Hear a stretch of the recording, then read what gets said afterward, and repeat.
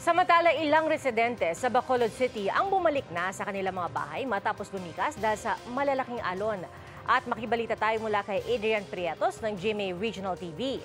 Adrian, kamusta na? Yes, Pia, Connie, mga kapuso, umayong hapon, hindi nakaligtas nga sa bagyong Uwan ang coastal areas dito sa Bacolod City at maging sa probinsya ng Negros Occidental. Kaya mga kapuso, mahigit 3,000 pamilya ang lumikas. Nasira ng malakas na hangin at alon na dulot ng bagyong Uwan ang ilang bahay sa gilid ng dagat. Ang ilang mga residente, mga kapuso, binalikan ang kanilang mga bahay at inayos kaninang umaga. Umabot sa 357 na pamilya o 495 na evacuees o individual ang isinailalim sa preemptive evacuation sa Bacolod City, lalo na sa mga nakatira doon sa mga coastal barangays. Mga puso, may 3,000 na pamilya naman sa Negros Occidental ang pansamantalang inilikas at dinala sa iba't ibang evacuation center. May mga kabahayan na nasira ng alon at malalakas na hangin. Mga puso, batay naman sa inisyal na datos mula sa Negros Occidental Provincial Disaster Risk and Reduction Management Office o PDRMO, nasa 3,281 na pamilya o 11,231 na evacuees ang inilikas simula kahapon. Mga puso, unti-unti nang nakauwi sa ang ilang evacuees dito sa Bacolod City. Nagsasagawa na rin ng clearing operation sa mga kalsada. At yan munang latest mula rito sa probinsya ng Negros Occidental.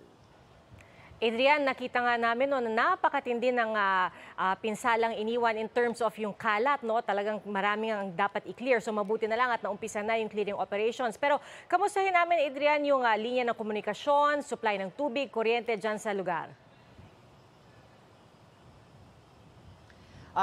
Kung kuryente, Pia, ang ating pag-uusapan, nasa 73% pa lang yung energization rate mula sa, as reported by the local power distributor. Ayon nga sa ibang mga barangay, kagaya na lamang na Barangay 23, Barangay Mansilingan, southern portions at northern portions ng Bacolod City, yung natitirang mahigit 20% ay napakalaki pa rin, mga kapuso. Pahirapan pa rin ang komunikasyon, wala pa rin internet sa ibang mga lugar dito, kagaya na lamang sa bayan ng La Casillana, kung saan nasa 10 na ang reported death naman, no, kung pag-uusapan natin yung pinsala naman ng bagyong Tino. Kaya sa kasalukuyan ay pahirapan yung komunikasyon. Yung tubig naman, may ilan mga barangay dito sa Bacolod City at Negros Occidental na wala pa ring supply ng tubig.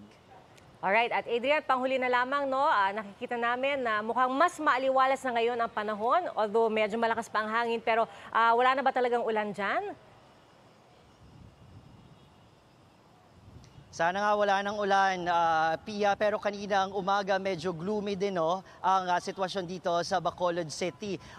Subalit lifted na itong storm signal number 1 sa City of Smiles. Kaninang mag-alas 12 ay may mga pag-ulan pa rin nararamdaman at sa iba't ibang bahagi, sa iba't ibang barangay sa City of Smiles at maging sa ibang probinsya ng Negros Occidental. Sa kasalukuyan, mga kapuso, Pia, dagdag ko lang, no, patuloy pa rin ang sinasagawang rescue operation at retrieval operation naman ng Office of Civil Defense Negros Island Region sa mga biktima naman ng Bagyo Tino. Sa Bagyo Uwan naman, mga kapuso, Pia, wala pa namang reported casualties itong OCD-NIR. Alright, maraming salamat, Adrian Prietos.